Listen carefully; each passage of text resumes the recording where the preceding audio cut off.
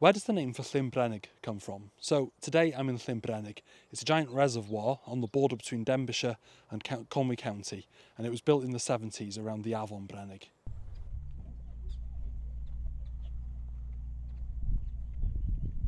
So the name for Llyn Brenig is made of two parts. The first part is Llyn. Llyn is Welsh for a lake, and ultimately it comes from Proto-Celtic Lyndos, which meant a lake, a body of water, a puddle, a pool.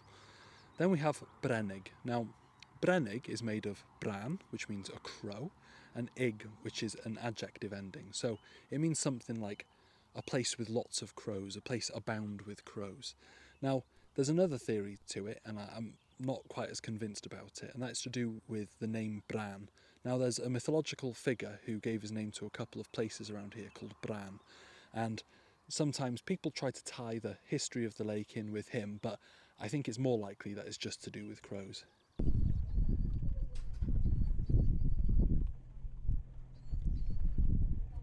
Now, when they were building this in the 70s, before they flooded the valley here, they did a lot of archaeological research here, and they found lots of really interesting stuff which showed that people had been living here in the uplands for thousands and thousands of years.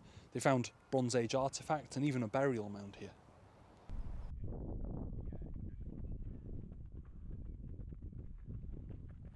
So the name literally means Crowy Lake, lake abounding in crows. Anyway, diolch, thank you. Give us a like, give us a share and give us a subscribe. And if you want to support me on my quest to explain every place name in Wales, even the lakes, you can on my Patreon. The link's in my bio. Diolch, have a good one.